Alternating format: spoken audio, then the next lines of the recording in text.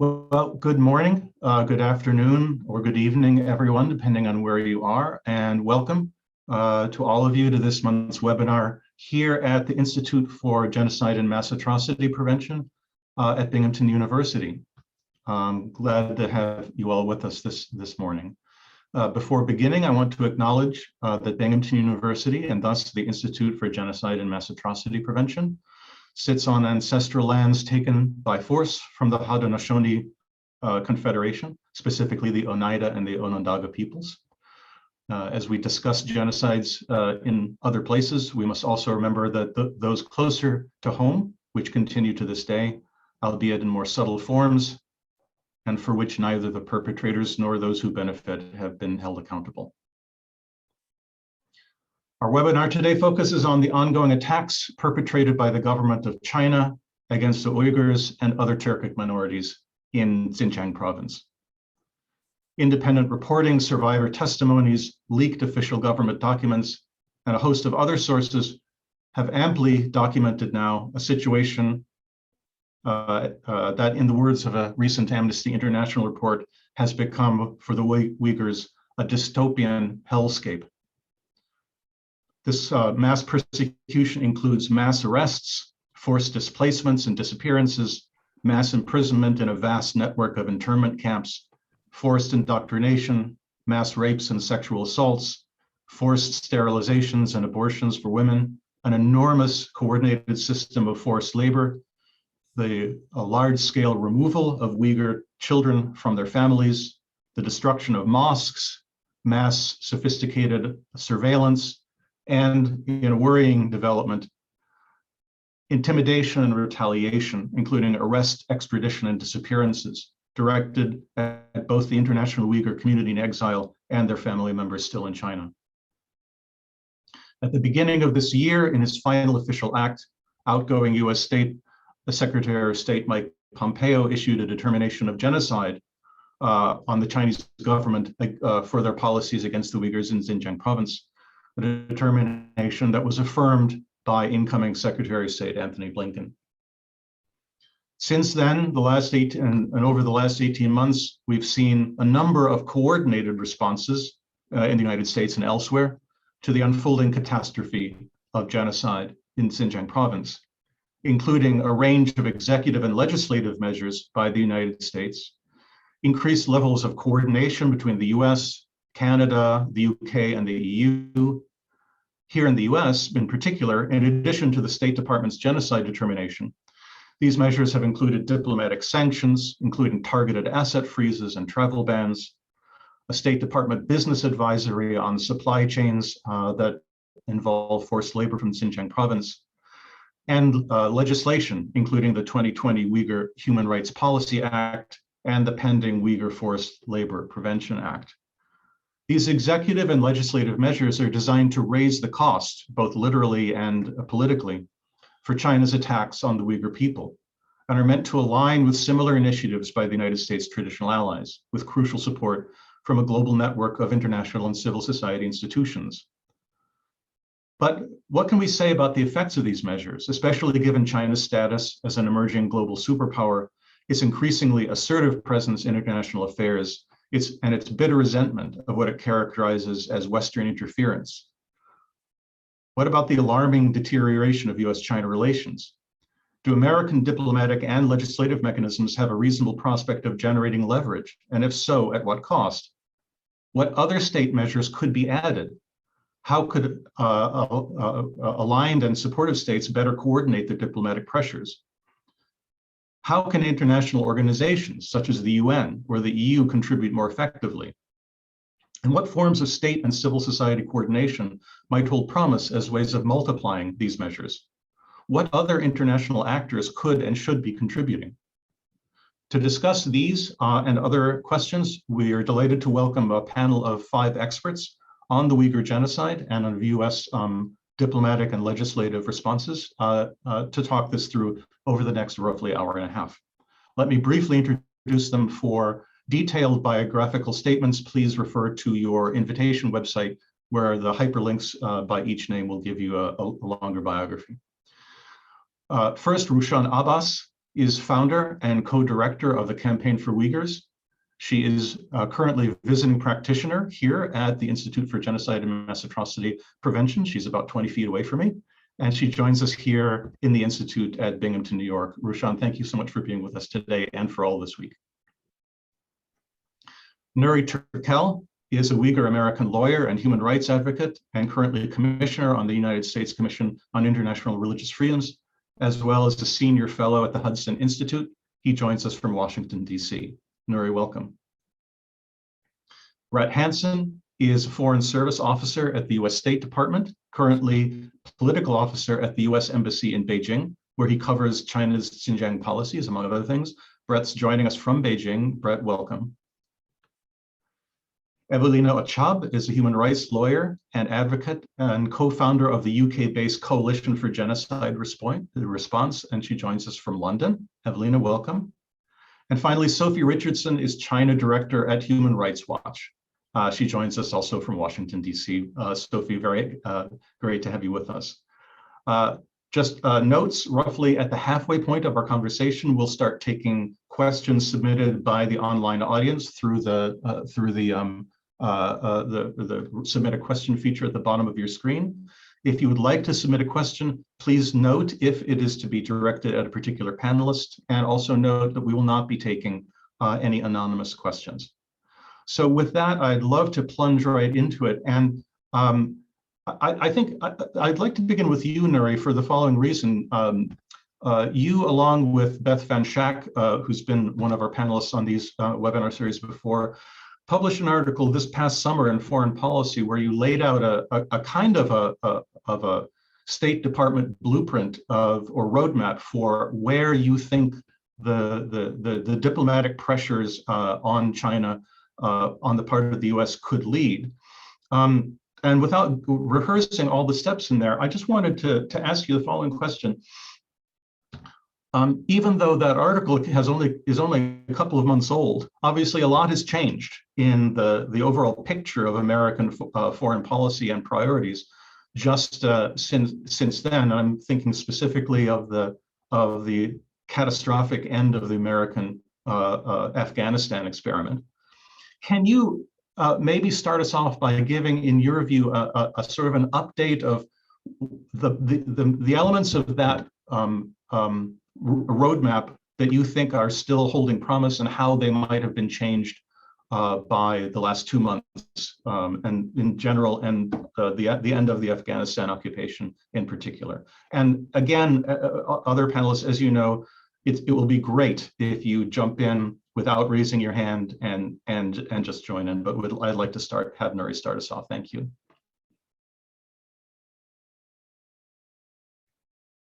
Thank you very much. Greetings from Washington. I appreciate Professor Pengsi for bringing us together to discuss a very important issue that has been appeared to be pushed to the side in the last 3-4 weeks. You're right that the piece that we wrote for the Foreign Affairs initially drafted in the early parts of the Biden administration as requested. And before it was even published, several initiatives, policy ideas were already implemented. That includes going after the solar panel industry, that includes G7, that also includes taking the matter to Europe, which was also in the works during the EU summit, during the NATO summit, and the G7. What is missing is the follow-up in the last 3-4 weeks. It's been maybe the administration officials trying to figure out how to address this in the post-Afghanistan debacle. But it is concerning that there's nothing, not a single tweet. Brent can correct me if I'm wrong, but since mid-August, we have not heard or seen anything coming from the administration.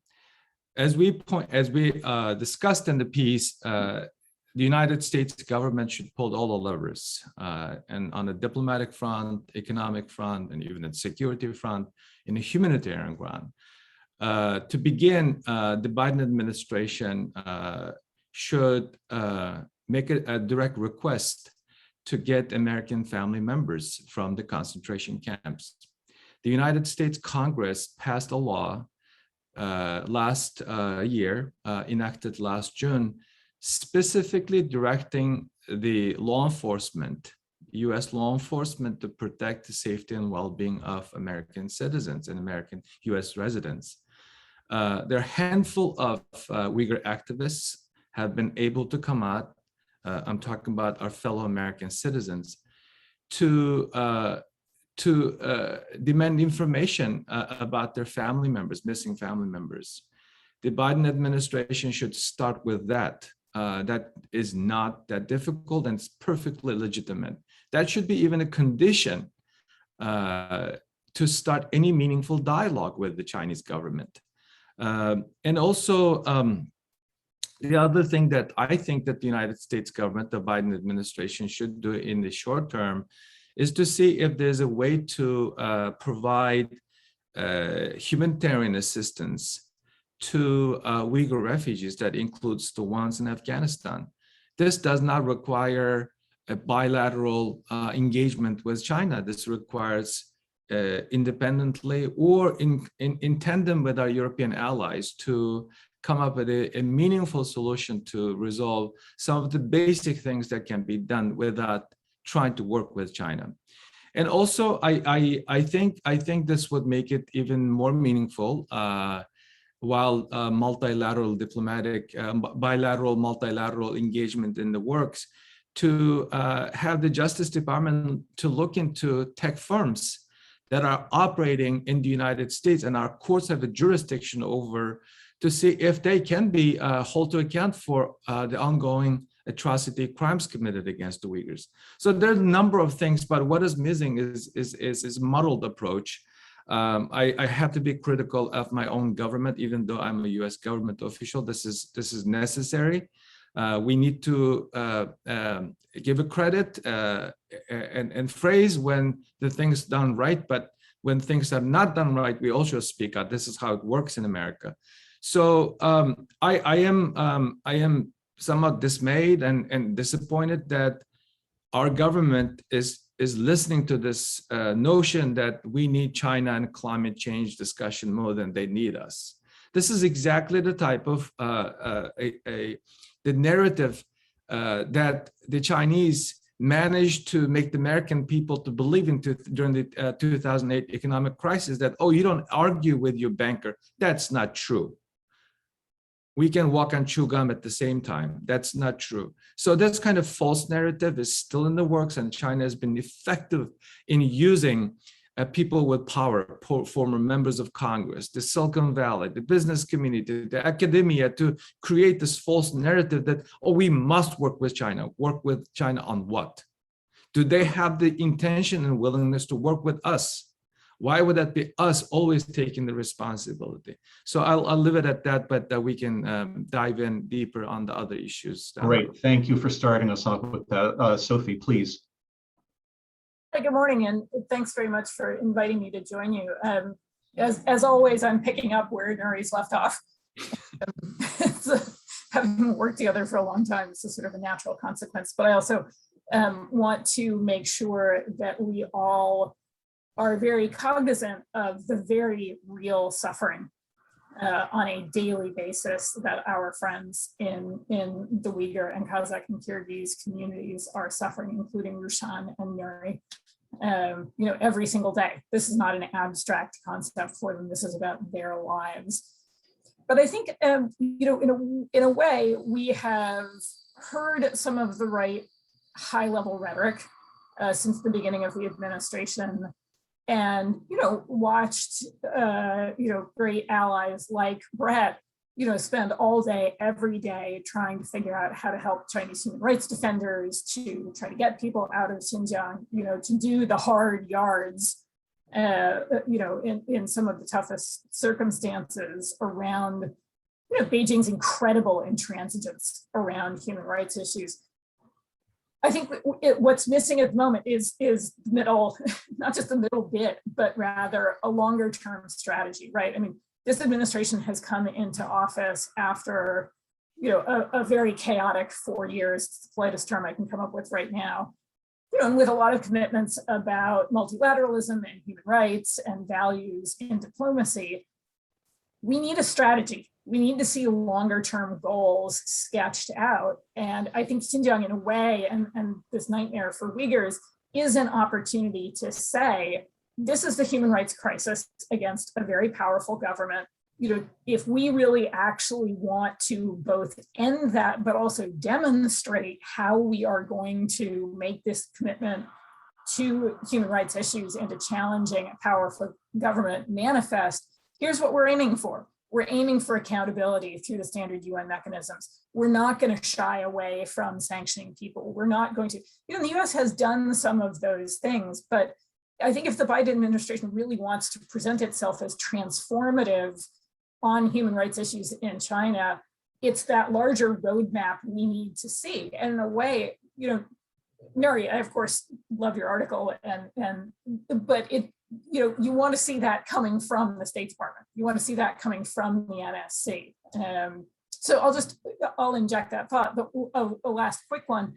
If you look at some of the pieces of legislation that have been proposed, like the Strategic Competition Act, if you're willing to wade through all 500 pages of it, you will see quite a roadmap there. Congress has an idea of how to really, I think, transform China policy. I don't necessarily agree with all of it, but that's a very thoughtful and thoroughgoing approach to how to deal with a very different Beijing now than 10 years ago. So I'll just Thank you. Interject that. Thank you. And I have to ask to Brett to weigh in here. This is certainly your wheelhouse, Brett, and obviously you're here in your official capacity. Talk us through your thoughts from the last two commentators. I mean, we heard from Nuri Turkel that about the reality of Chinese intransigence and a certain degree of muddledness about the Biden administration's developing diplomatic posture so far.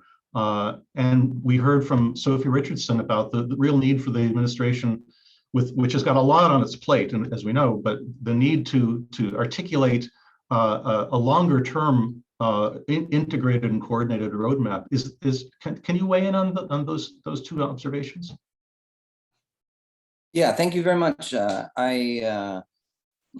I appreciate hearing from everyone on this panel. A lot of the work that the people on this panel have done and continue to do helps inform US policymakers. We certainly read everything that everyone writes here and the research that everyone does. And I hear both Nuri and Sophie's points loud and clear. I think to a certain extent, there have been, as happens in any administration, events that take place that consume a lot of time, and I think in some ways, what we've seen in Afghanistan is an example of an unfolding event that has, it requires bandwidth and it requires the focus of a lot of leadership. But what I will say is that as far as the US policy towards what's happening in China pertaining to Uyghurs and other ethnic minority groups, I think the Biden administration, has largely taken a lot of what the previous administration has done in terms of, recognizing that there are levers that we have that we can use to put pressure on China. I feel like the kind of lacking or the piece that was missing in the previous administration was recognizing that in some ways the United States can take all the actions that it wants. We can take punitive measures against actors, against entities, against businesses. And if those are done in a vacuum, or if they're done without trying to build a coalition of like-minded countries, not just our traditional partners, but also countries that frankly, have come to us and explain that they recognize that there are really terrible things happening in Western China. And so how do we present a message to them in a way that will make them feel less afraid of China's economic kind of coercive measures, how they will respond to some of the political tactics that the Chinese government have used in the past. And I think that piece is very difficult. And that's something that we, I think as the Biden administration came in, and the folks that were coming in, that's what they identified right away as a major deficit of the previous administration. But building back those kinds of relationships and the trust that's required in order for other countries to kind of trust that the United States is willing to put itself out there, that takes time. And unfortunately, I think that's some of what the frustration that people are kind of keying on right now. I assure you, the U.S. government, the interagency, the folks that I talk to every day, we're constantly updating and trying to improve the way that we message with countries around the world, but also how do we make policies that both hold China accountable, increase the reputational cost for China for its behaviors, but also do so in a way that we're not kind of isolating or in some way putting countries in a position where they're frankly not going to be willing to join with us on certain things. And so I think there's some of that. Some of those are growing pains that are real, and I think that the United States is trying to address a lot of those right now. Thank you. Let me turn to Rushan Abbas on this. So Rushan, what I heard, if I heard Brett correctly, in response to Sophie's call for a more longer-term and integrated roadmap, it's that one of the biggest lifts on this is in the early Biden administration, convincing countries that understandably regard themselves as having a great deal to lose by joining an international coalition to hold China accountable for the unfolding genocide, convincing them to that the benefits of joining outweigh those costs, or at least potentially outweigh those costs. That can't just be a state initiative. That has to be a whole of society initiative. Can you comment on that idea and how different actors might be able to participate in sort of generating the kind of coalition, international coalition that would move the needle on this issue? Yes, thank you, Max, and thank you, the Institute, for hosting me here this week, for having me here today.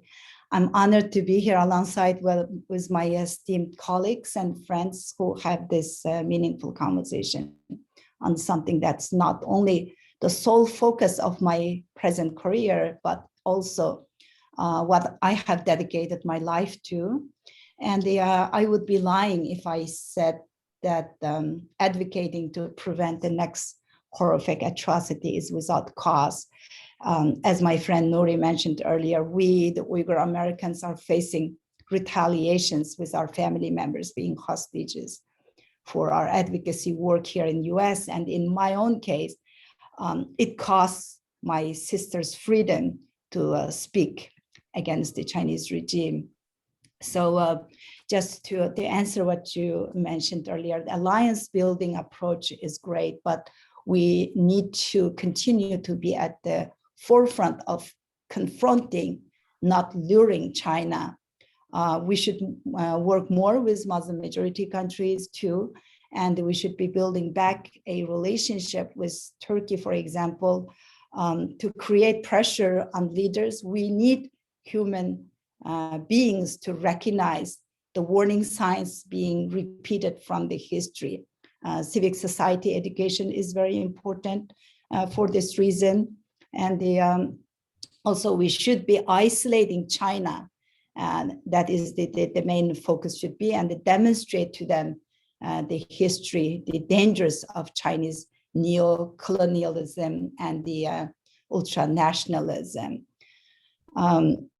And just to mention a bit on my sister's reference to what Nuri said earlier, why is Chinese ambassador not called in to answer Uyghur Americans while the Chinese government is hostage taking our family members? As someone whose sister was taken in retaliation for my advocacy by this regime, who has not received any news for over 3 years, why is China being lured and begged to dialogue when a hostage crisis has not been addressed by our own government? Earlier mentioning about Afghanistan issue, Nuri spoke very eloquently. I just wanted to add one more thing here.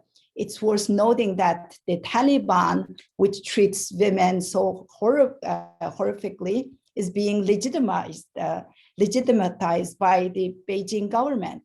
They are willing to work with that group while falsely painting Uyghurs as terrorists. And perhaps it's fitting the Chinese regime has also referred to Uyghur women as baby-making machines, using our free platforms like Twitter and using our social media to spread their disinformation. So the CCP is terrorizing the innocent Uyghurs in the name of fighting extremism, while seizing the opportunity to work with the extremists for financial gain. And yet we are showing openly on our government officials' tweets that we need China collaborating with China on this case. I'll stop here. Thank you. Elena Ochab, 2 questions then for you, and then at that point, I'd love it if we could shift to the panelists engaging each other with some questions. From the point of view from the UK, I mean, a lot of observers of the international response to the Uyghur genocide have noted that the UK has really taken a very marked leadership role in many aspects of this international effort in terms of legislation and advocacy. So one question is simply why? Why, in your view, is the UK in a rather different place, and certainly politically, than the United States? I mean, I can think of the obvious answers, but I would love to hear your thoughts on that.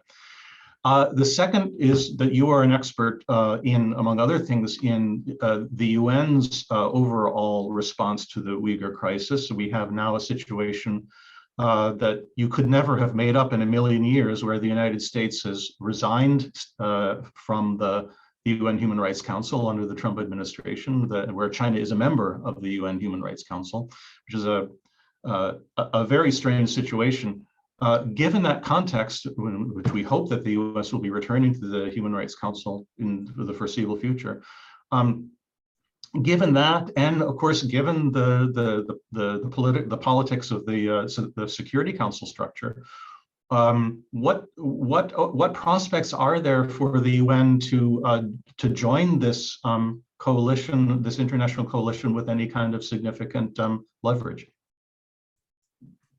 Thank you very much, Max. And just starting with the issue of leadership of the UK, I actually have to say that I disagree. I don't think that the UK has shown so much leadership on the topic. So of course, the US has shown a wonderful leadership in terms of recognizing the nature of the atrocities, and recognizing the atrocities as genocide. And of course, that is the only state recognition of the atrocities as genocide out there.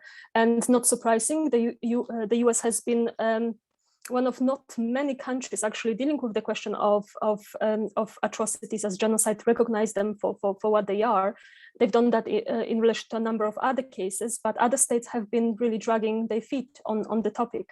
Unfortunately, of course, we have a bit of a lost opportunity there, because of course the US just announced that the atrocities amount to genocide, crimes against humanity, without disclosing any kind of analysis on the topic. And I think this is indeed a lost opportunity. I believe that if there was any kind of analysis attached to that, there would be a different kind of engagement from other countries, I do believe. It's, of course, it's just in theory, because it never happened before either in relation to other atrocities. But nonetheless, this is definitely, in my opinion, lost opportunity. If there was some kind of in-depth analysis, even if redacted, we would have a different response from other countries. With the UK, of course, the UK government has not recognized the atrocities as genocide and refused to do so in many other cases. We have recognition from the House of Commons.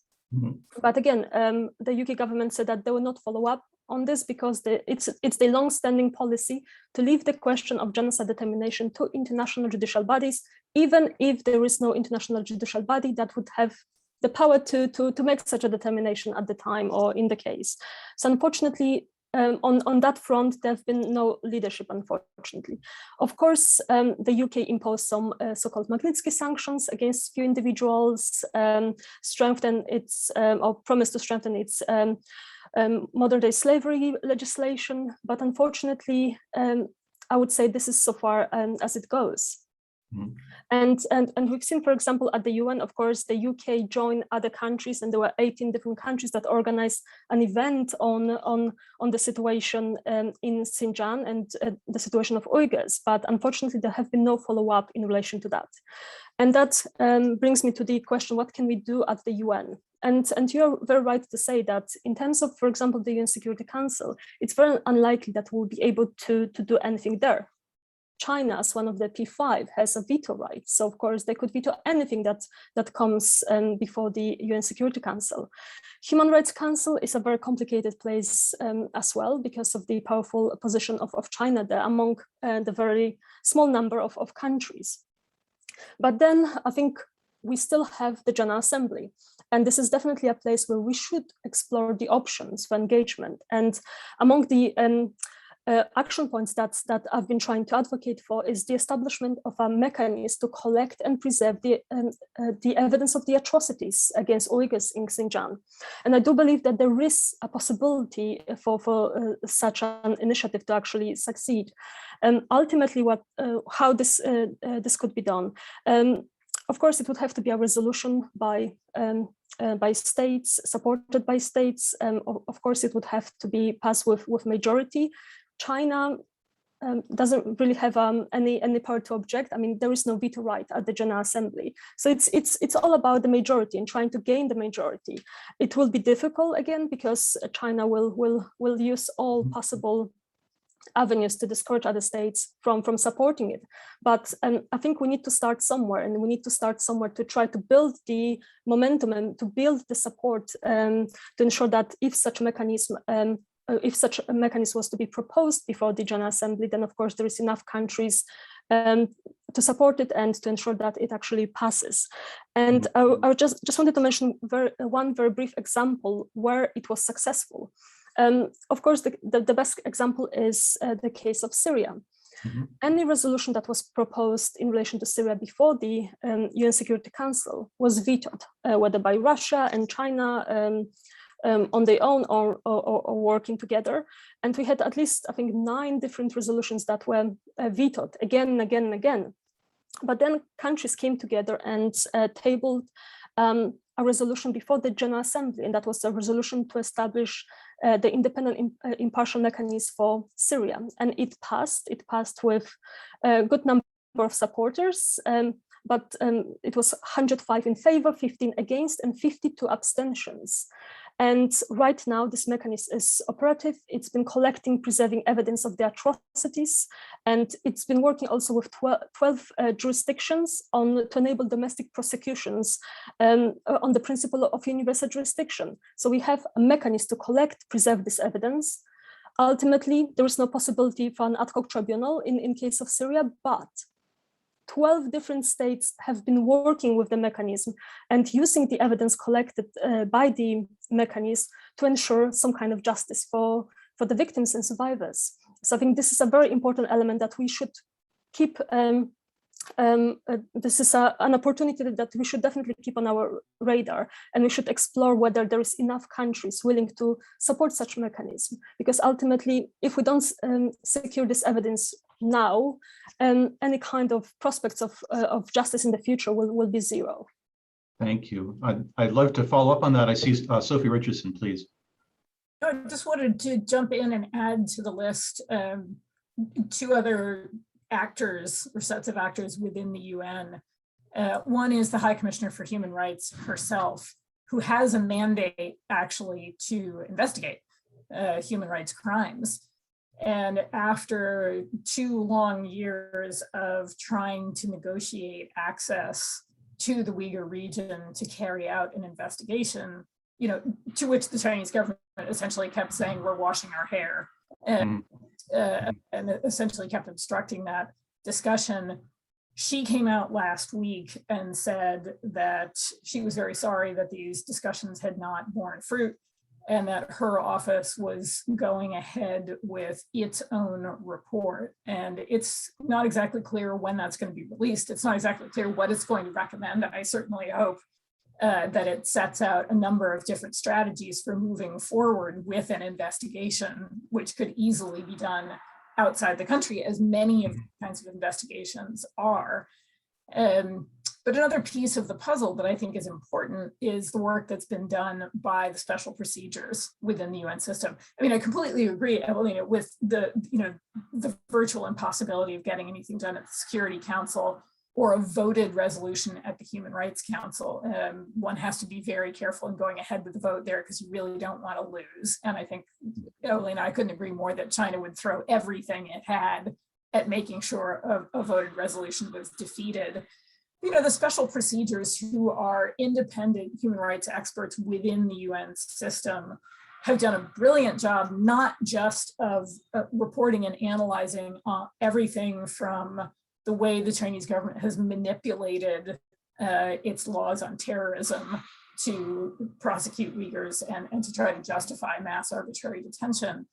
But last summer, they published really a quite unprecedented statement calling for the establishment of a standing monitor to report on China broadly, recognizing that there are horrific human rights violations taking place against Tibetans or for Chinese human rights defenders or in Hong Kong.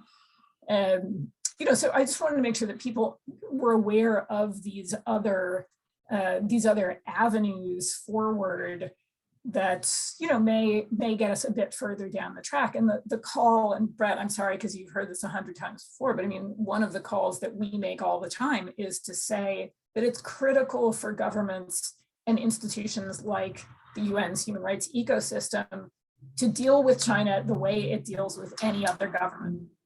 That China may be powerful in the international system, but that should not,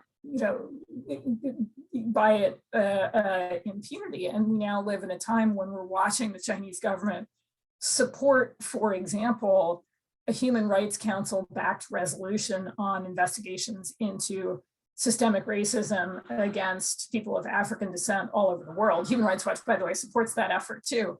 But to hear China endorse that idea while practicing shocking racism and discrimination at home, the Chinese government got behind a commission of inquiry looking at potential crimes against humanity in Israel and the occupied Palestinian territories, right? If the Chinese government is going to start calling for and supporting these kinds of mechanisms for other governments, it's all the more reason, that it should be subject to that kind of scrutiny too. So I'll stop there. Okay. Let's go over to Brett quickly for direct to that. I couldn't agree more. I mean, I think, I think what you're watching today, whether it's the PRC's own domestic propaganda campaigns, in the last year and a half or so, they've had 54 Xinjiang related press conferences. They host hundreds of diplomatic visits. They kind of coerce international organizations to go on visits to Xinjiang. They use all of the leverage that they have. You hear reports about the way that the pressure campaigns on certain countries to vote, with the PRC kind of statements. I mean, these are tools that are effective. I don't often hear from diplomats in China that go on these trips that come back and say, we believed everything that we saw when we were on the ground in Xinjiang. You don't really hear them privately explaining that, everything is fine there.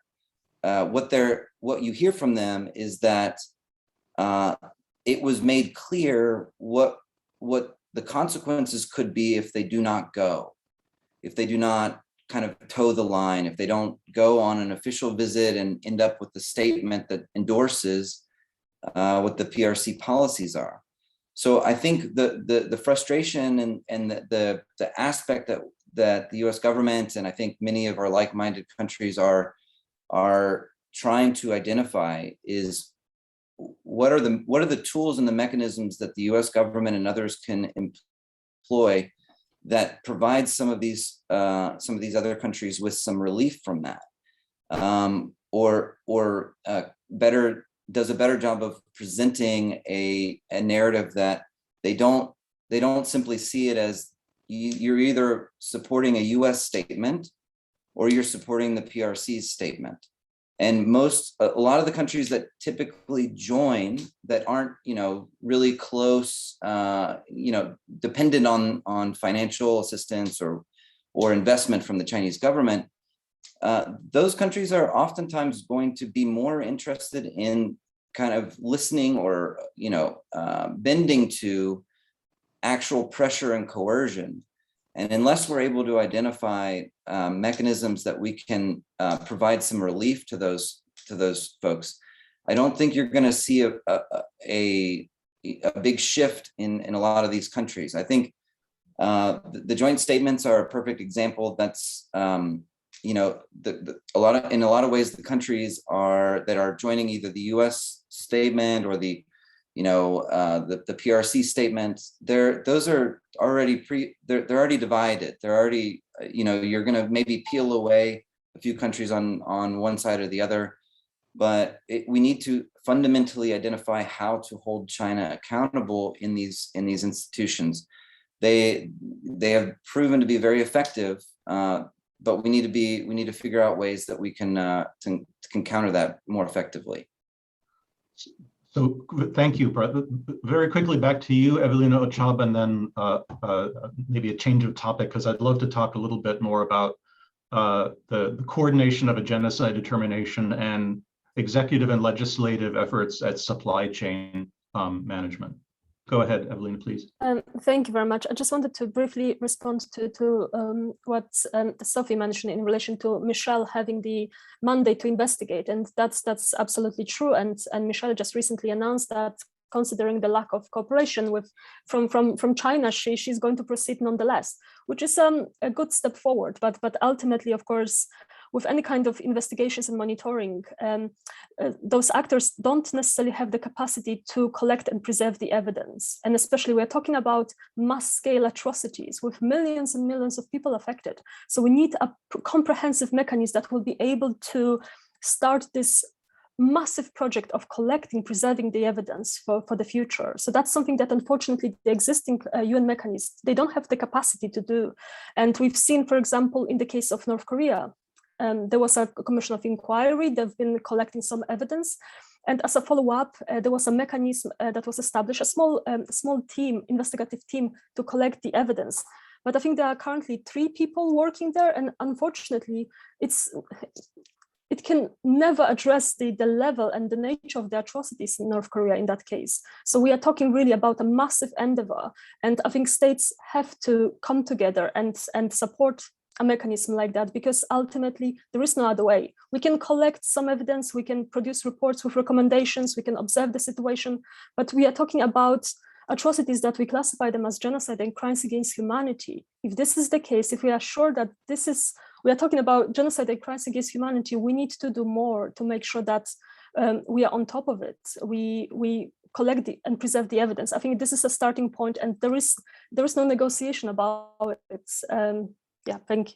Great. I'd like to do a deeper dive on just that topic, if I may. We have a really good question from the audience as well, about I think that not the shift in focus, but the new task that's being placed on international organizations like the UN, but also on large international NGOs like Human Rights Watch, like Amnesty International, where when direct paths toward legal accountability seem to all be closed, then there's always the task of not just collecting evidence, but of collecting evidence in a way that will be forensically correct for future potential prosecutions, preserving something like a chain of custody of evidence in ways that will be legally, let's say, viable. Now, that's been a huge issue given the prominence, the explosive rise of evidence on social media. And so let me read the question from Tommy Hall. This is directed toward Dr. Richardson and Dr. Ochab. This question seeks to extend the conversation about efforts to document the genocide. Dr. Beth Van Schaak, in her book, Imagining Justice for Syria, talks extensively about new technology and techniques in human rights documentation and analysis. Right now, much of the on-the-ground information about the abuses in Xinjiang are being sourced from Uyghur social media accounts. How can the US government or civil society work unilaterally or with international partners to streamline and validate social media and other internet documentation, which is a great question. And I would just append, as though that question weren't enough, I would just append one note to that, which is that now that we have certainly in the case of Syria, we have a new phenomenon rising, which is governmental intervention in already forensically secured data to hack basically into secured data and to muddy or confuse the chain of custody, probably through the use of Russian organizations, but possibly not. That same thing, if it works in Syria, namely to confuse the timestamp, for example, of an uploaded YouTube clip, so that in any even potential future prosecution, that bit of evidence now has a certain question mark or an asterisk attached to it. Was it really on this timestamp date or wasn't it? If we're seeing it in Syria, we're certainly going to see it in Xinjiang.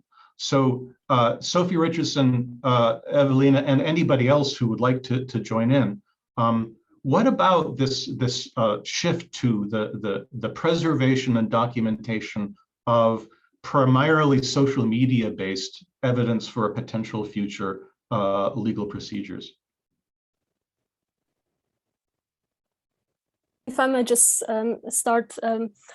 Yes, I think it's a great question. And in cases of Syria, but also in cases of Iraq, we've seen how technology can be used to collect evidence of the atrocities. And of course, with the investigative team, UNITAD, that was established with Resolution 2379, we've seen wonderful ways how they managed to develop new, for example, apps to collect evidence from the victims, the survivors. So definitely there are many opportunities, and the existing UN mechanisms have been working with companies to develop such IT solutions. But of course, there is always a possibility that something will go wrong, and you explain how some individuals may be trying to muddle with the existing evidence. On that, I know that there is one really good app that I could definitely encourage others to look into, and it's called The Eyewitness. And it was established with cooperation of the International Bar Association. And what it does is the person who has the app on the mobile phone can take pictures of videos in that particular moment and upload them. Once they're uploaded, Eyewitness is taking custody over a chain of is taking responsibility over the chain of custody. So of course, then it is not possible to muddle with the evidence and muddle with the timing or place of where this evidence was taken. So this is just a brief example, and I think it's worth exploring those options. Rushan Abbas, you know, you have a lot of experience on this particular topic. What are your views?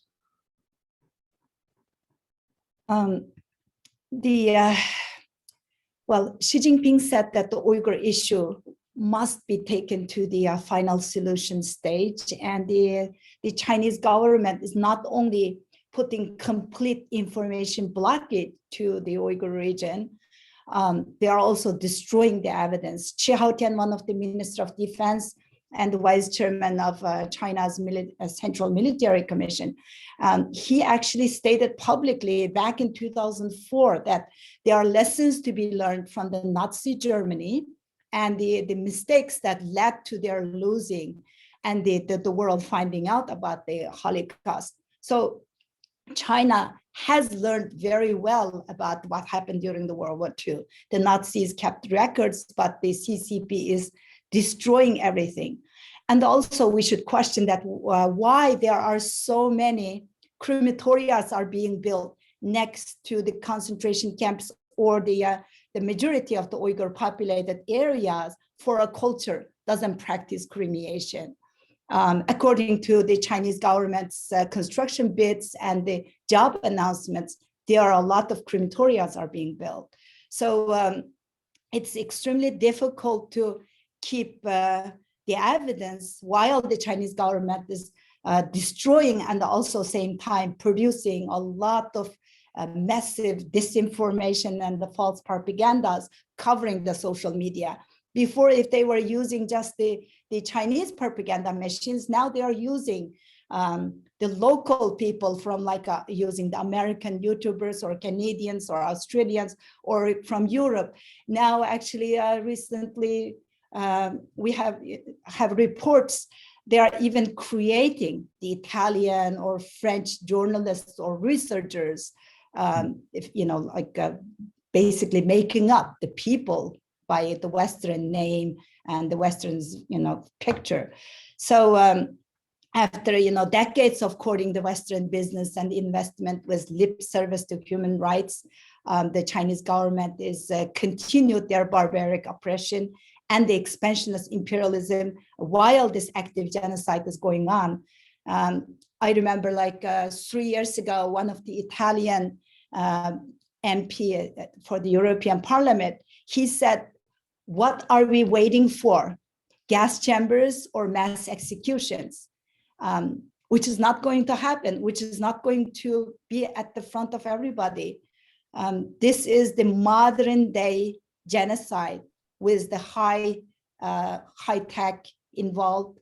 So it's extremely frustrating when we can't really prove anything while China is doing everything that's being recognized from the history as a mass execution, actually. Thank you. Nari Turkel, among your areas of expertise is supply chain accountability. And so there's been a movement both by the US State Department and its business advisory and provisions in the pending Uyghur Forced Labor Prevention Act to address this. We know that in addition to the system of internment camps, which hold, as we speak, we just don't know how many. Often the figure that's put out there is 1 million. There's reason to think that it's more than that. In addition to these enormous gulag of internment and quote unquote re-education camps, we know that a major component of what China is doing to the Uyghurs is forced labor, which is in some ways a polite way of talking about slavery. An unknown number of Uyghurs have been moved off of their land, have been moved to factories, and have been moved to industrialized agriculture. One of the most prominent areas for this is, of course, cotton production. But as you yourself mentioned earlier, another one is the production of solar panels, because a crucial mineral for global supply chain for solar panels comes from almost exclusively from Xinjiang. Can you walk us through a little bit about how the US government, in partnership with other voices, can in fact apply both positive and negative incentives on corporations to analyze, to audit their own supply chains, and to encourage them to take a stand in not having their products and services involve enslaved Uyghurs?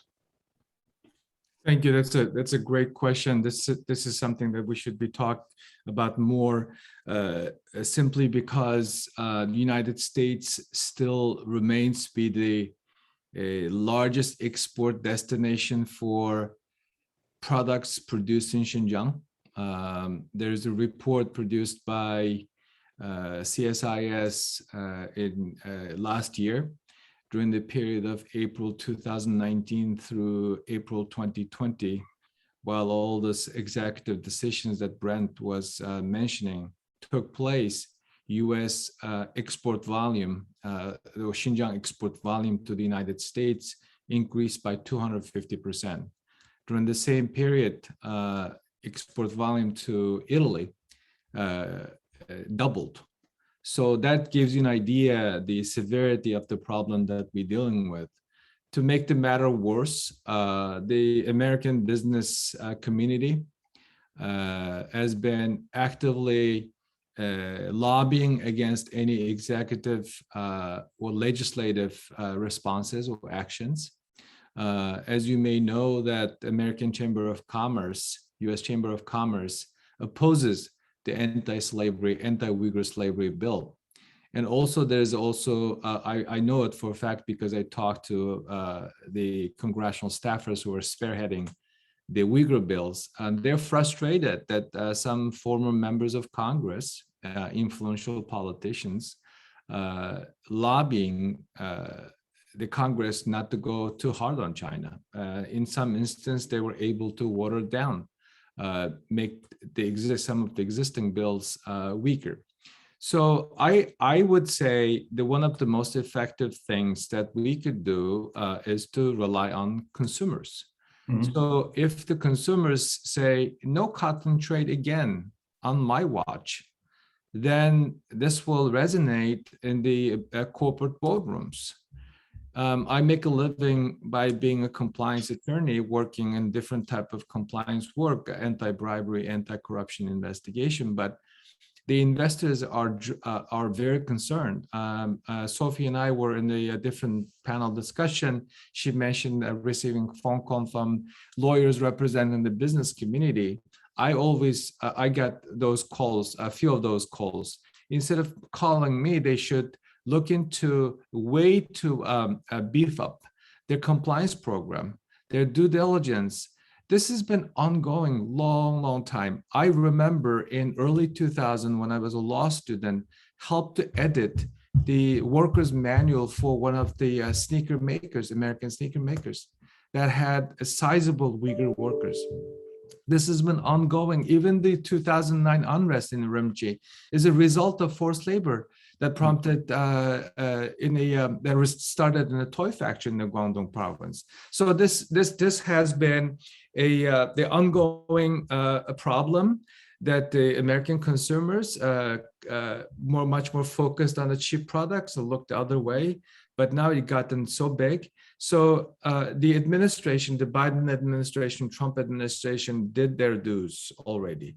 They issued a business advisory, they updated it. It looks very, very clear that there's a reputational, there's a legal, there's a business risk for the American companies.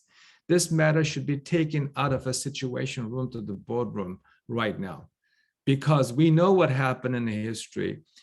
After during the Nuremberg trials, certain German industrialists hold to account for their complicity to the Nazi regime. Ironically, some of these companies are still being mentioned, implicated. For example, Volkswagen, Hugo Boss, they're still doing business with that kind of background. So business community cannot ignore this. And I urge the United States Congress to tell those lobbyists to stand down. Americans don't want buy slave-produced products. Period. It's also illegal, but the existing laws and tools and resources not available. I'll stop after this.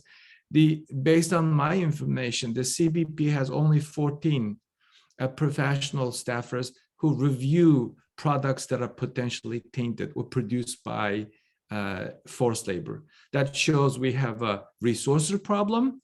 We have a teeth problem. We have also willingness to take on this problem. We also have a dishonesty problem in this country. Thank you very much. Just to follow up, and this is a question I suppose directed mostly at Rushan and Sophie. For our viewers, many in the United States, but internationally, how should we be thinking about our own tiny but significant contribution to this issue? What are the products or the services that we should not only think about avoiding, but that we should take 5 minutes of our lives and send that email to the corporation and say, I'm not going to buy your stuff anymore because I just found out that I would be wearing or using something that was made by slaves. I mean, so just if you could weigh in on giving us a little bit of a more practical guidance on where we should be directing our attention in terms of corporations and products. There is a coalition, the End Uyghur Forced Labor. It's the www.enduyghurforcedlabor.org. Right now, we need to concentrate targeting the Olympic sponsors because that's a genocidal game. And while China is conducting active genocide, they are getting rewarded by hosting this prestigious game. It's supposed to be based on the principles of unique culture and the race and religious and the people from different religions coming together, celebrate their differences. A country like China conducting genocide against the Uyghurs' ethnicity and their race and their religion is the last country supposed to host Olympic Games, but yet International Olympic Committee is saying that they cannot be political. But let me ask this, is a mass rape is a political issue? The women's body being forced sterilizations and facing forced abortions, and the children taken away from their families, the Uyghurs being slaved, are those political issues? So, that is actually the main offenders is the Olympic sponsors. We need to pay attention there. And as well as we just started this campaign boycotting Hilton because one of the Uyghur mosque is demolished in Hotan, just as China's war on religion, China's war on faith, and the war on Islam. Yet Hilton is building a hotel there. We have been contacting Hilton headquarters and the Hilton Corporation, repeatedly asking them not to do this. And one of the main organization, the Islamic organization, CARE, is doing this campaign. But their reply is we cannot get involved with the local purchase of the land, and the land was purchased by our partners in China, but they are giving the name Hilton. So it is extremely important to have our voice heard here and take stance, take action, because if we don't stop what the Chinese government is doing today, this is actually for us not speaking out while the human dignity and the conscience of the world is at test, and we are failing by not using our power to boycott or speak out or standing and holding China accountable, then we are already losing our freedom and the democracy. Yeah, go ahead, Sophie, please. Yeah, I'll just add to that, well, a couple of quick thoughts. First of all, pick up the phone and call your legislator. If you're in the US, tell them to pass the Uyghur Forced Labor Act. If you're in Europe, tell them to start quickly implementing the new due diligence requirements that are coming online across the EU. If you're in parts of the world that aren't yet contemplating these sorts of things, tell them to do so. So that's one step. I think being an informed consumer is important and hard these days. And the challenge is not just about imports that might have been made with forced labor in the Uyghur region or in other parts of China. It's also about exports. The first real tangle that we had with the company over these kinds of issues was actually a medical technology firm that's based in Massachusetts that was selling DNA sequencers to the Xinjiang Public Security Bureau at a time when we knew that authorities across the region were forcibly collecting DNA from people. Now, we were never able to show that that company's sequencers were used in that particular campaign, but it was plenty to be able to say to them, what's your human rights due diligence strategy? And that was 3 years ago. And we still don't know what their human rights due diligence strategy is. That's something that governments can do as well. So it's complicated. You know, byproducts that are made with union labor in democracies, you know, pay the $20 instead of the $5 for the t-shirt to know that it was properly made and that the products that went into it were ethically sourced. And then last but not least, I think this is a big area that hasn't been explored nearly well enough, is about disinvestment. There are all different kinds of pension funds and other kinds of, you know, financial products that are tied up in Chinese state-owned firms, some of them complicit in the human rights horrors in Xinjiang. And, you know, one way of getting that going is informing shareholders. That can be a very powerful thing to do. So if you can do a little bit of homework, get out there and mobilize around that too. Thank you. Brett, please go ahead. Yeah, thanks. I really want to just kind of echo what Nuri and Rushan and Sophie just said. I think, you know, if I'm, you know, looking at kind of some of the actions that the US government has taken, some of the actions that other governments have taken, I think in some ways, we've done a pretty good job of targeting specific entities, raising, you know, policy awareness. But I think one of the things that the U.S. government has never been particularly good at, and it's largely because the government sometimes is pretty boring, is we are not very good at targeting our own audience. The Chinese have mobilized internally, domestically, in a way that the vast majority of people in the PRC are fundamentally unaware of what's happening in Xinjiang. What they are aware of is carefully crafted messaging that is sometimes based in racist tendencies, it's sometimes based in prejudice, it's sometimes based in ignorance.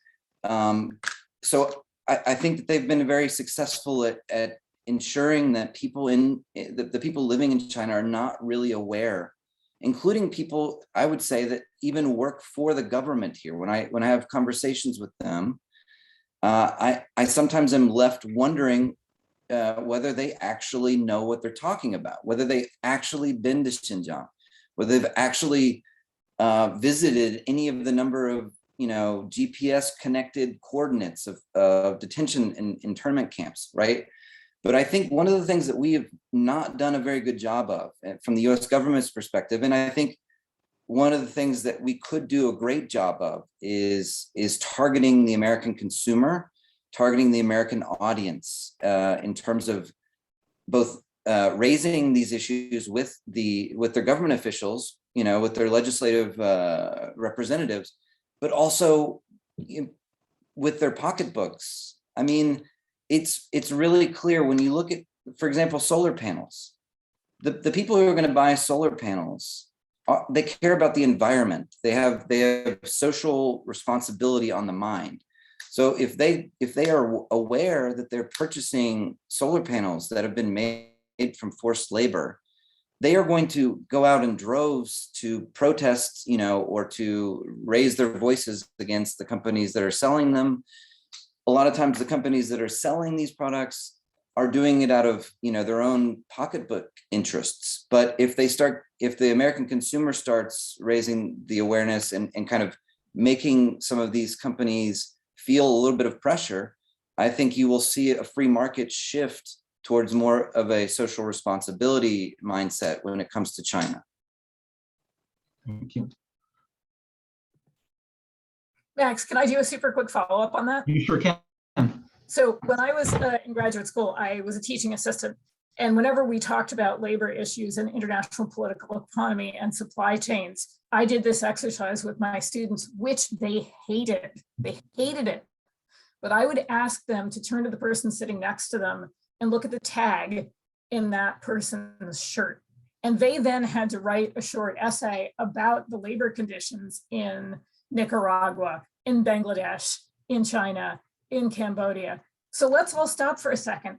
Look at the label in the clothes that you're wearing. Where was it made? And if it's cotton and it was made in China,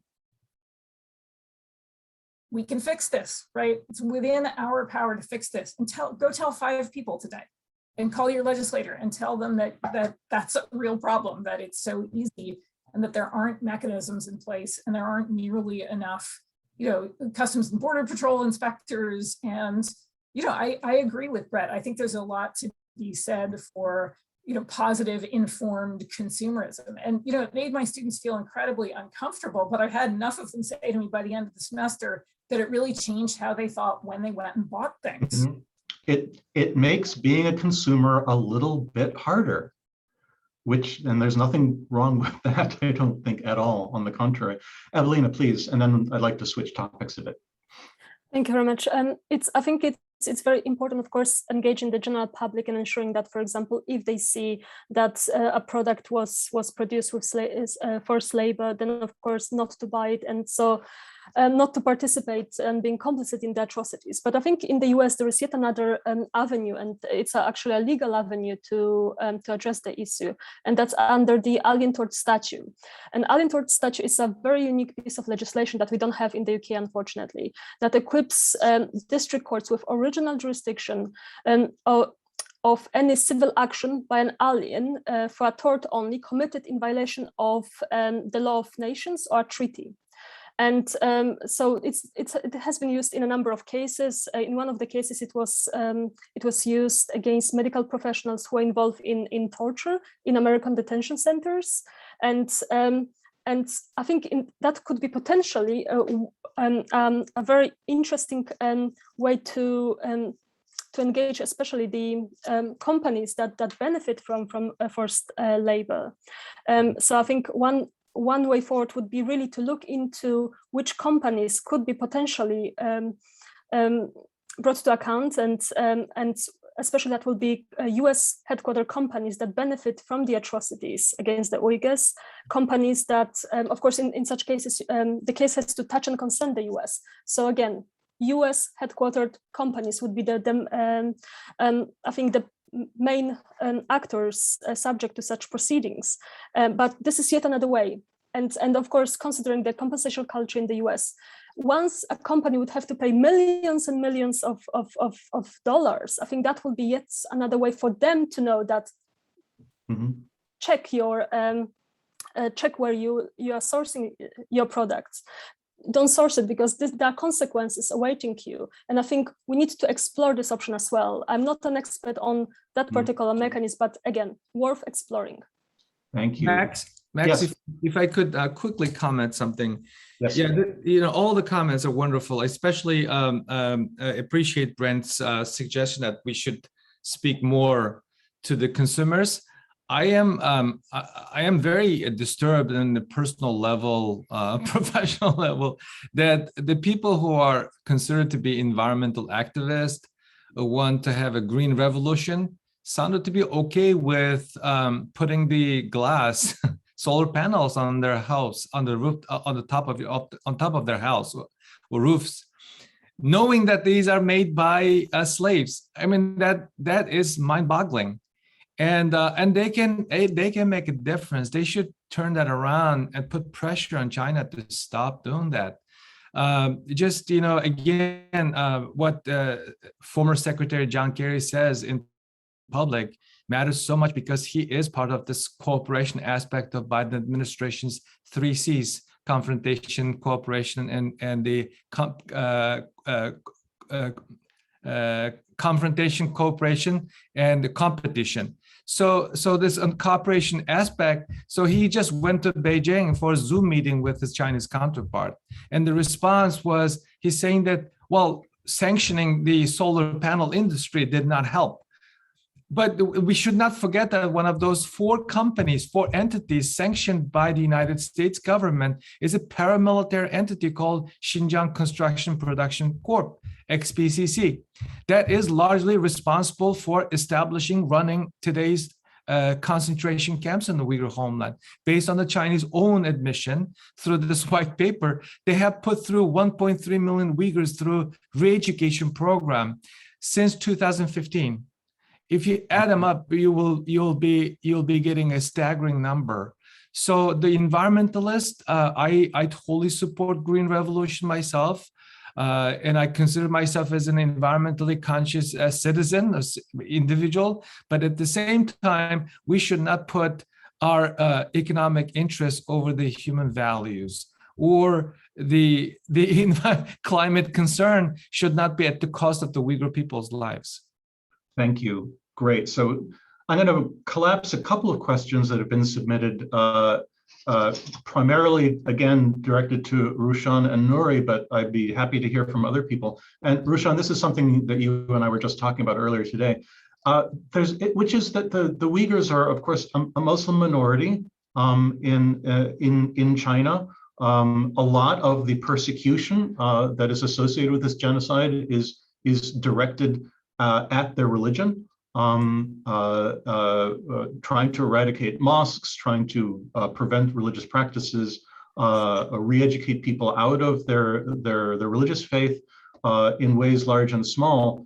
And so one question that we're getting is a comment that predominantly Islamic countries seem to have been fairly quiet on the Uyghur issue, and that's in somewhat of a contrast to, for example, the leadership role that the Organization of Islamic Unity countries took in pursuing justice for or accountability for the Rohingya minority in Myanmar by making, of course, a case in the International Court of Justice that was sponsored by the Gambia.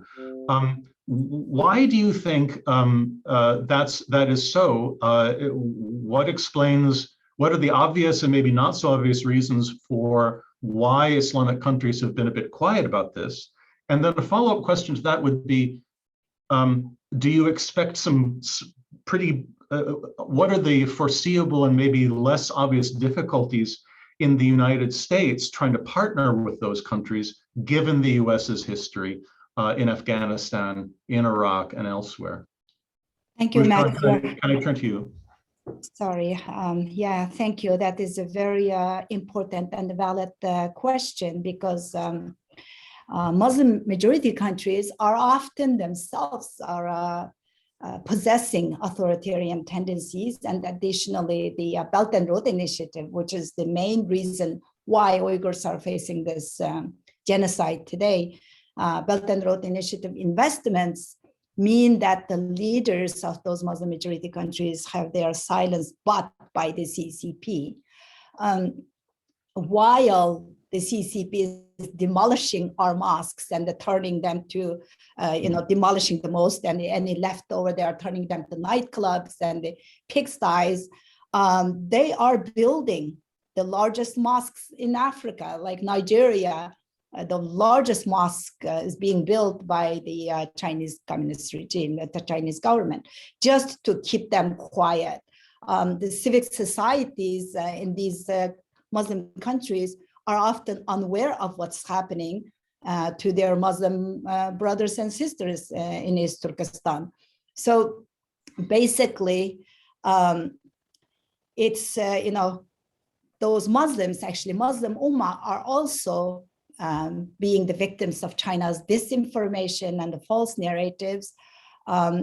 Turkey has been vocal in the past, but we have a lot to do to combat China's neo-nationalism, neo-colonialism discussed as investment in these Muslim majority countries.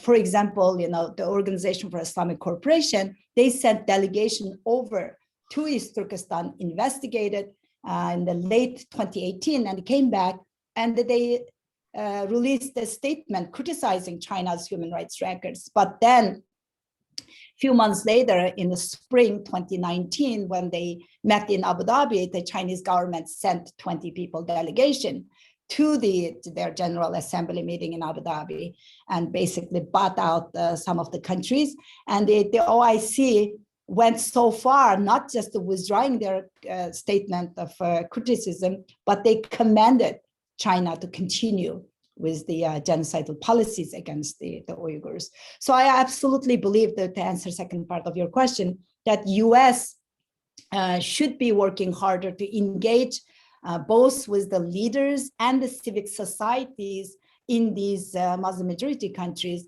And it's absolutely correct that the shaming by Muslim majority governments would be more effective to the Chinese government. Because if we remember the leaked documents, the 403 pages, they say, the Chinese government say, when we start these policies, the West will scream about human rights and the complaint.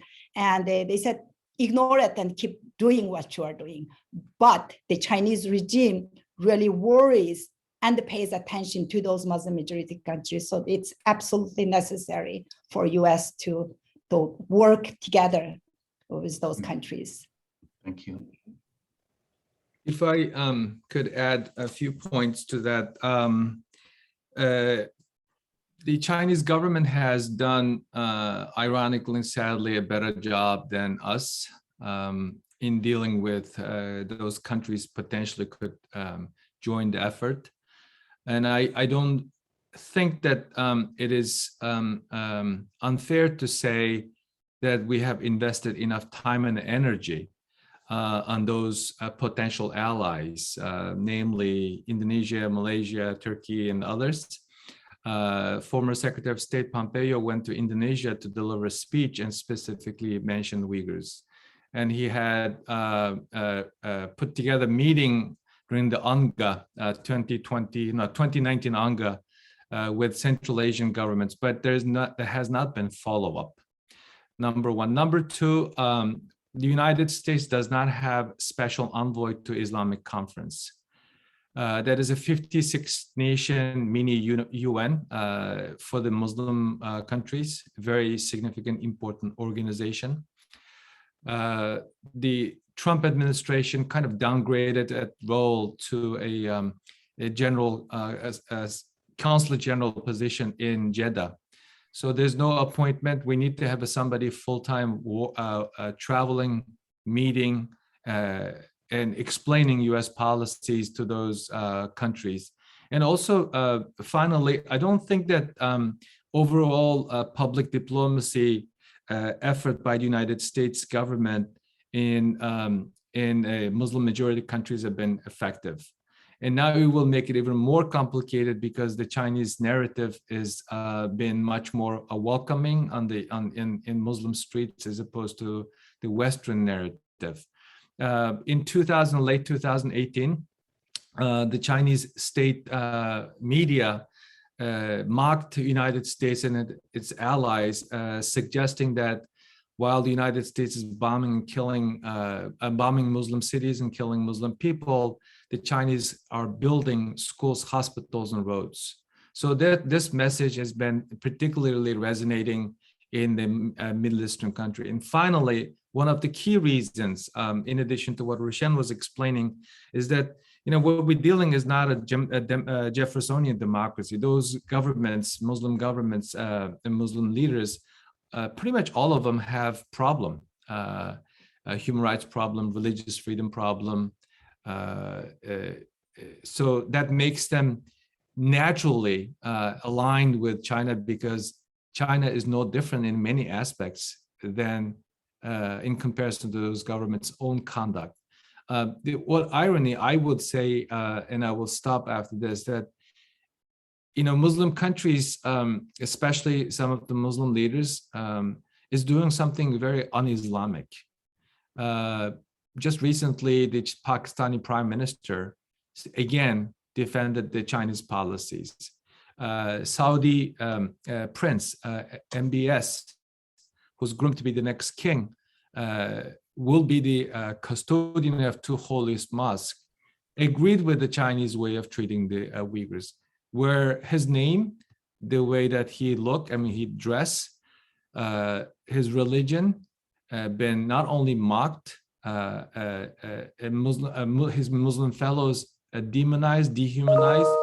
Also, his religion has been called as his religious practitioners, the Muslims in China particularly, labeled by the Chinese or describe Chinese as people who has mental illness. Mhm. So with this kind of public humiliation and dehumanization, so those so-called Muslim leaders taken a position that is not in line with their religious belief. Thank you. So I'd like to ask you maybe a question that we might have gotten a little bit beyond, but to back up a little bit, there are a lot of our viewers here today who are very well informed about this, about the Uyghur genocide. There are a lot of them who are not. And so what I'd like to ask you a question about the genocide determination itself, and in a way that maybe allows us to get a little bit deeper into the background. And it's the basic question of, why is China doing this, right? When we look at the language of the Genocide Convention, and it is, after all, that is the sort of in legal terms anyway, the criterion that we look to. We talk often about intent. There has to be a special intent on the part of a state or a state-like actor to destroy an ethnic, religious, racial, or national group in whole or in part as such. And in other words, we're looking at actions like mass killing, which of course is what most people are most familiar with as a mode of genocide, the Holocaust. But we're also looking at a number of other kinds of acts, such as deliberately separating children from their families, imposing conditions of life designed to make the existence of the group as a group impossible, subjecting them to things like forced removal from their homes.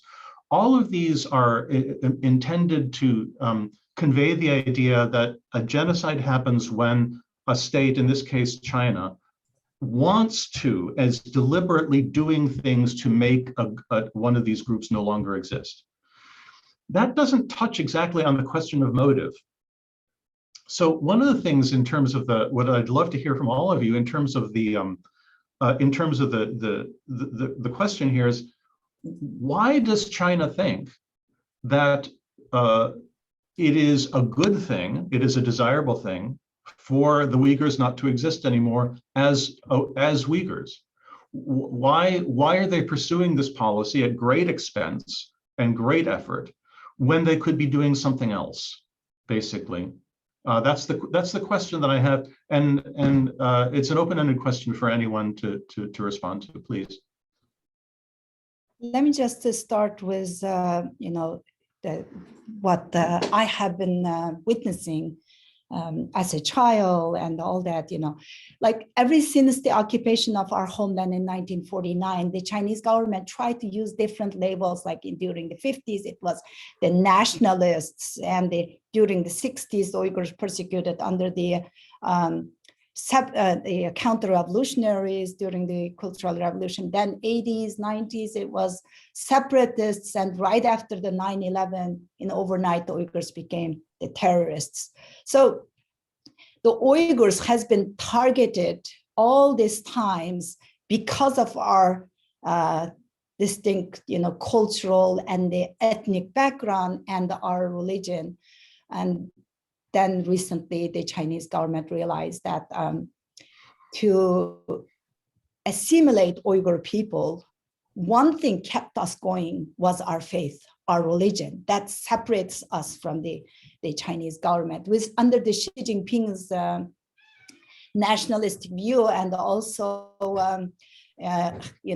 seeing any kind of original thought as a threat, they realized that there's no way to assimilate the Uyghurs unless if they get rid of our religion.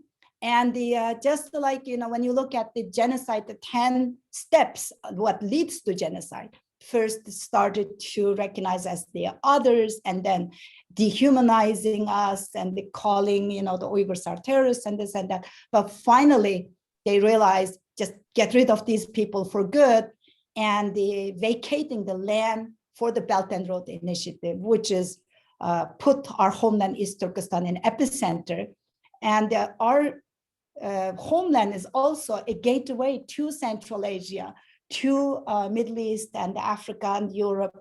And being the Muslims holding that fortress as the eastern gate of Islam, once they get rid of the Uyghur people, exterminating them for good, then there's nothing is going to stop the CCP, the Chinese regime, from taking, expanding all over to Central Asia and the Middle East and Europe. I think that's where it starts.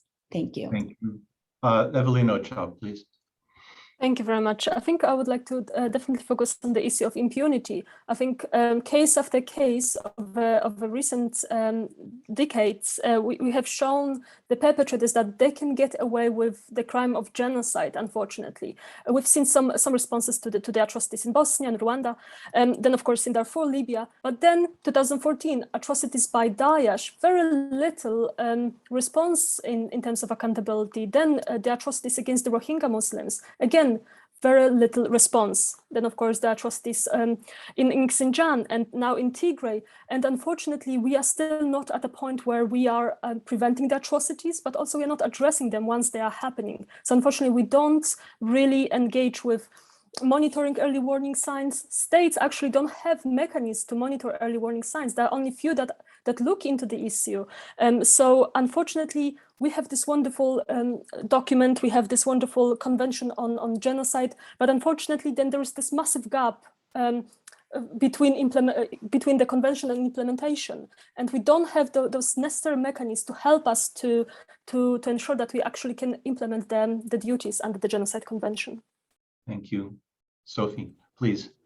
Yeah, just to add a few thoughts to this. I mean, I certainly agree that Beijing is doing this because it can, and thinks it can get away with it. But I think we have to, or at least we don't have to, but I think there are a couple of key ideas floating around in the leadership's brain. One of which, I think one of the lessons that the leadership took away from the Tiananmen massacre in 1989 was it's really not a great idea to kill lots of people in front of the international media. So other strategies are preferable. We know the Chinese government has a very long-standing penchant for mass arbitrary detention and the idea of re-education, that people can be essentially arbitrarily detained out of their views. But I think one of the most disturbing aspects of Xi Jinping's tenure is this idea of cynicization and sort of the rejuvenation of the project that is the great Chinese nation, along with an aspiration of a dissent-free society.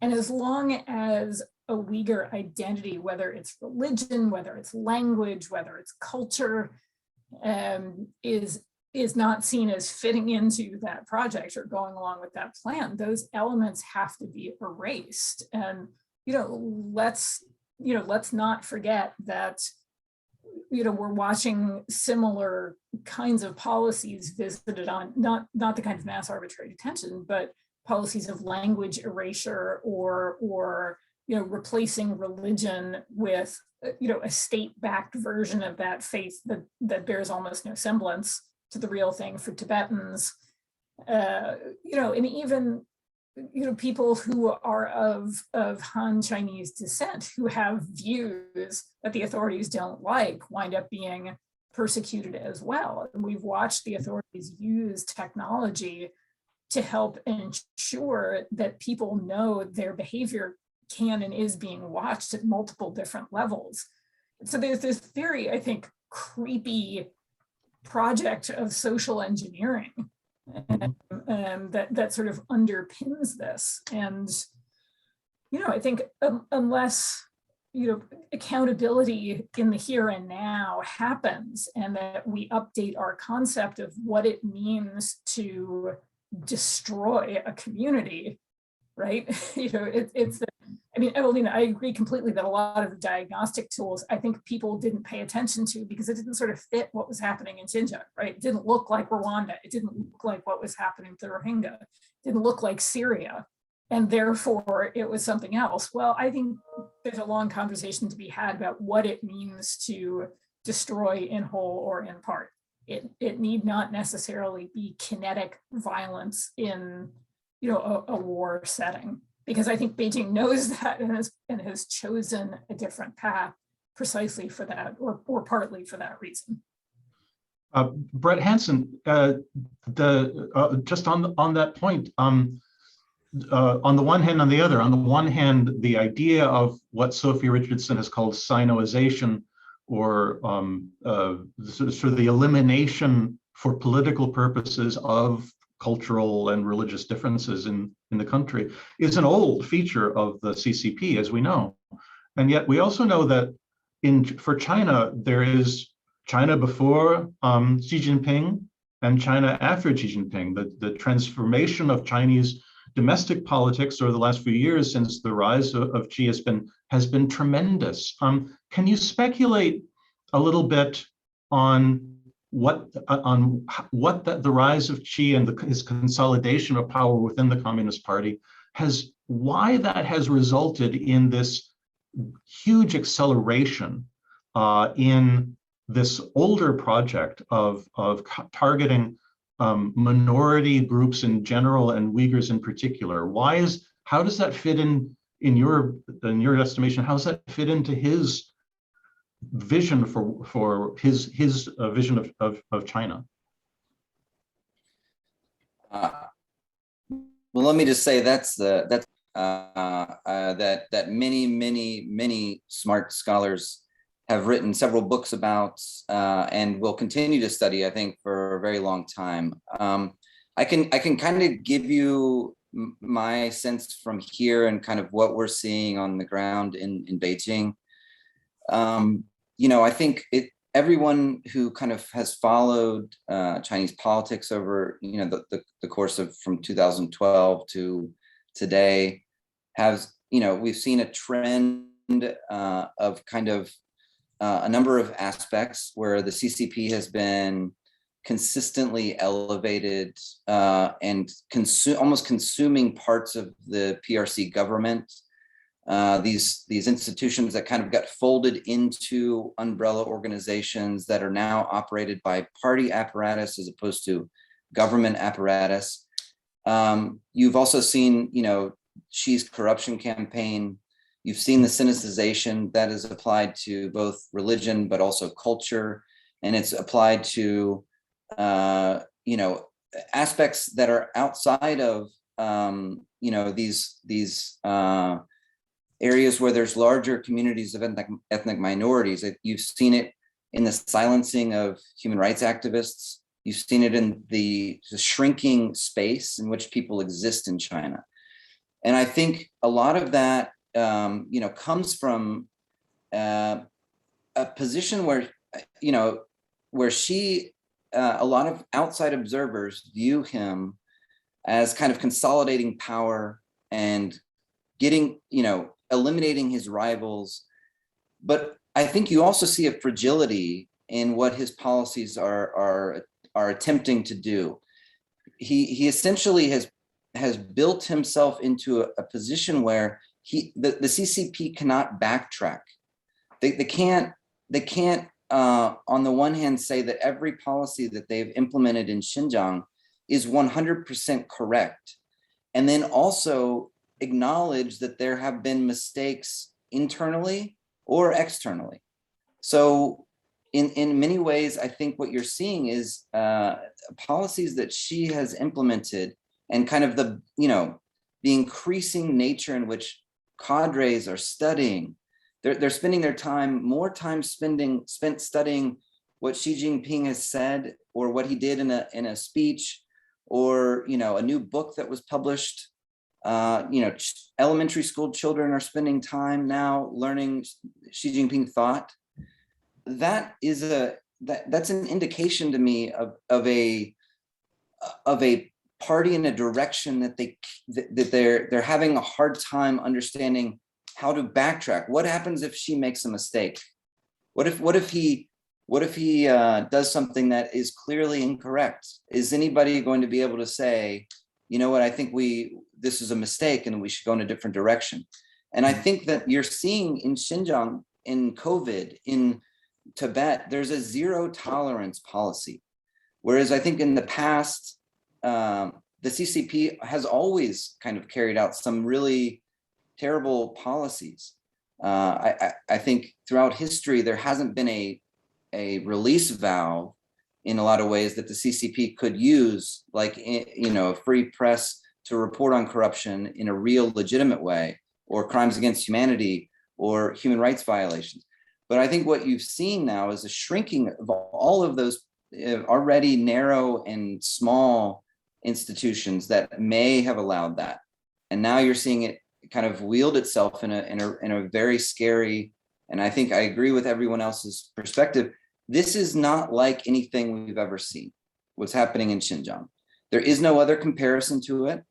The multifaceted aspects of this, the cruelty and the tools that are being used to wield this apparatus is unlike anything we've ever seen on a technological level, on a calculated level, in which you have, you know, evidence and documentation of the premeditated, already kind of cooked in answers to tough questions on human rights.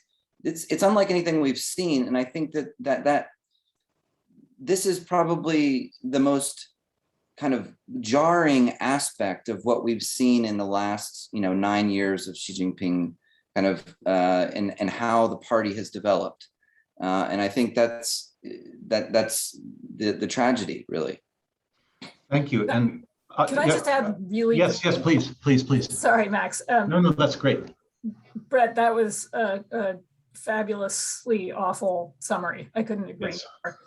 And when I hear Xi Jinping use the phrase "great changes not seen in a century," it literally sends a chill down my spine, because, you know, I want to be very clear, I do not mean to diminish the agony of people in Syria or Rwanda or Afghanistan.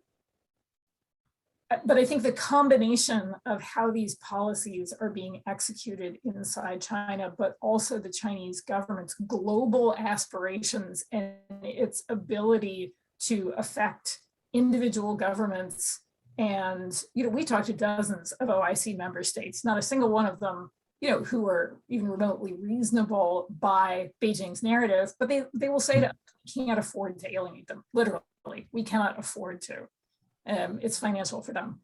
You know, but you're also watching the Chinese government undermine the very institutions people in Syria and Afghanistan and Venezuela also need. And in that sense, I couldn't agree more with Brett that this is a sui generis challenge that requires, you know, an extraordinary response. And Brett, that's why I hope that the Biden administration's goals are both about, you know, saving Nuri's and Rushan's family members, but also about saving an international system and strengthening it for everybody's protection. Yeah, thank you. I couldn't have put it better ever. Can I? I'd like to circle back to something that Nuri began with in the time that we have left, and I think that Nuri started us off at the beginning of this webinar really by a very concrete point, which is that unknown number of people, including Rushan's sister and aunt and family members of our panelists here, are at present interned, incommunicado, cut off from the outside world. Nuri began talking about the possibility of rescue, or at least the possibility of increasing the odds of the actual rescue of people, of human beings. And I'd like to sort of bring us back to that topic. Nuri, you, in addition to the comments that you just made, your article with Beth Van Schack earlier this summer made some concrete suggestions for how both civil society organizations like Human Rights Watch, for example, but also how the federal government could make a difference in increasing the likelihood of rescuing as many people from the internment camps, from the concentration camps as possible. Can you talk us through those a little bit, and how, again, here would be a place where the federal government and civil society institutions and regular people like the ones who are watching this podcast, how they could help get people out of these camps? Just thank you. Just to wrap up the excellent comments by my colleagues and in the previous conversation, let's don't forget that the Article 1 of the Genocide Convention is as important as Article 2 on the determination. It's states' responsibility. The international community, the countries, the states that sign on to the Genocide Convention under Article 1 has an obligation to stop and punish the perpetrators. So the United States government and others not only try to fulfill a treaty obligation, and also should have set the standard for others to follow, but that has not been seen. So this brings us to us question. This is about us now. We can talk about Xi Jinping. I mean, his policy. I mean, sometimes I just wonder, why does he hate my people that much? Where does that hate is from?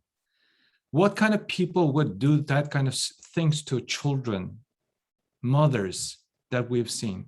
So it is there. I mean, when he said that no mercy, that's no mercy. No one will challenge him. No one will ask him why. Instead, they will try to exceed his expectation, just the way that the Nazi soldiers tried to exceed Hitler's expectation. So no mercy is no mercy. So what we can do, I think the tepid, demeaning response from the international community. Thank God that I live in a country that this has become a bipartisan issue. What are the Europeans?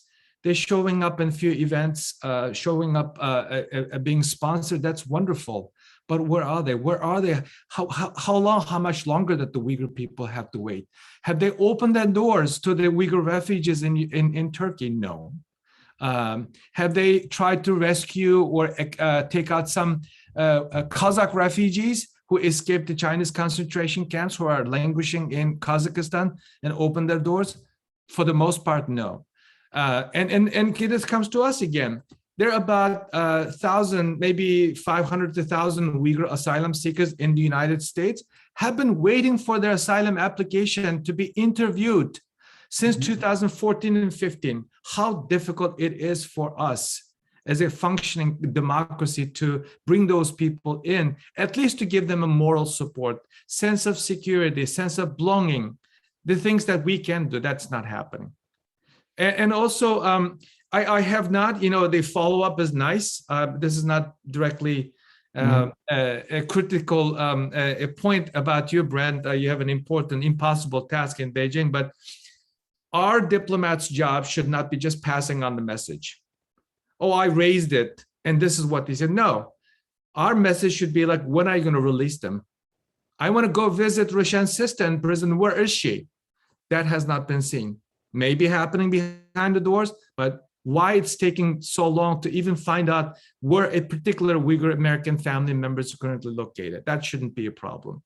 And I add to what Sophie was suggesting. I ask my fellow Americans to get on the phone and call the White House and ask them, what is the policy? What are you planning to do next? What is your game plan? There are a lot of smart people in the Biden administration. There are a lot of good people in the Biden administration also. So they need to tell us what they're planning to do. This is taking too long. This shouldn't take 4 years to have the people to wake up. Thank you. I'd love to hear some last closing words from the rest of our panelists as well. Evelina Ochab, can we start with you? Yes. Thank you very much. Just following up on what Nuri said in relation to rescue and assistance to the victims and survivors, I think this is something that we are definitely neglecting. there's a lot of focus on economic punishments, which of course is possibly right now the only way that is going to work. But ultimately, we need to open the door for all the victims and survivors of the atrocities. And I've been working also on the cases of the Yazidi missing women and children. And right now, 7 years later, there are still 2,763 missing. And in the international community, states they did not come together to even attempt to rescue them. And we are talking about a small number. And then, of course, in the case of Uyghurs, we are talking about potentially thousands, millions that need the support. So unfortunately, on that front, we'll be losing again and again. But Nuri also mentioned refugees in other countries. And for example, just even observing the situation in Afghanistan right now, we know that there are Uyghurs there, and we don't hear any states offering a safe haven for them. And we know exactly that the Taliban already made some kind of agreements with China that they'll be cooperating together. So we need to keep in mind that this places a target on the Uyghurs in Afghanistan. We know that there are Uyghur refugees in Thailand in detention. And again, they are not being helped. So we need to do more on this front. But unfortunately, with the current refugee crisis, this is definitely something that is on the bottom of the list. So we need this more human focus, victim-centered approach to everything that we do. And again, this is not happening yet. So I hope that over the next months, this is going to be the next big thing that we'll be talking about, how best to help those victims and survivors of the atrocities, because we cannot neglect them the way we do it right now.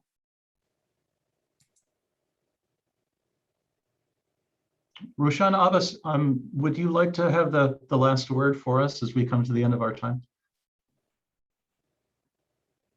Yes, thank you, Max. It's really overwhelming to sit and listen. Actually, the condition of genocide were laid long before, and now we see that we do have this final chance to respond effectively, and the addressing atrocity crimes and stopping the Uyghur genocide in particular requires fortitude, and it requires a willingness to reject the moral and the cultural relativism.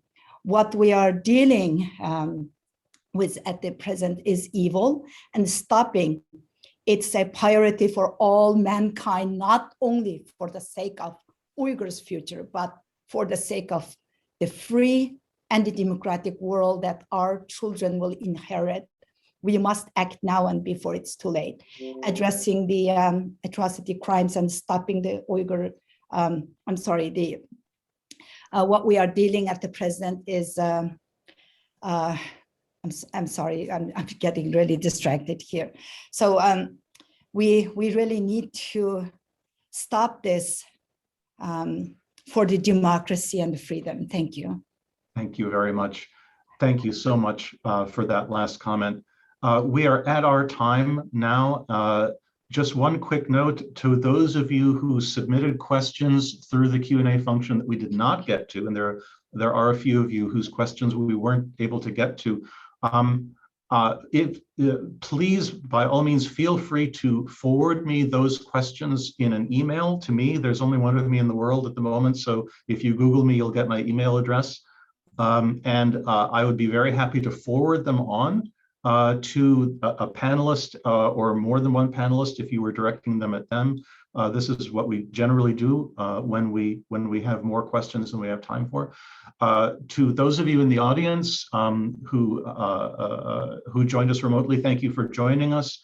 Thank you especially for those of you who submitted questions, and a deep, deep thanks to all of you who joined for Dr. Evelina Ochab, for Brett Hansen from the US Embassy in Beijing, for Sophie Richardson from Human Rights Watch, for Nuri Turkel and Rushan Abbas who joined us today. Thank you so much for joining us for this discussion. I really appreciate it. Your time, your expertise, and your passion for this issue, and please accept our best wishes for success in this extraordinarily challenging but absolutely vital work that you're all doing. With that, I thank you everybody for this opportunity to work with you today. And that's it for us from the Institute for Genocide and Mass Atrocity Prevention. We will be announcing our October webinar very shortly, so please stay tuned to our website, or if you would like to join our mailing list, you can do that on our website to get an invitation and links to our next webinar in October. Until then, thanks again and goodbye, everybody. Thank you so much. Thank you very much. Bye-bye. Thanks for having us. And thank you, friends. Good to see you all. Thank you. Thank you, everybody.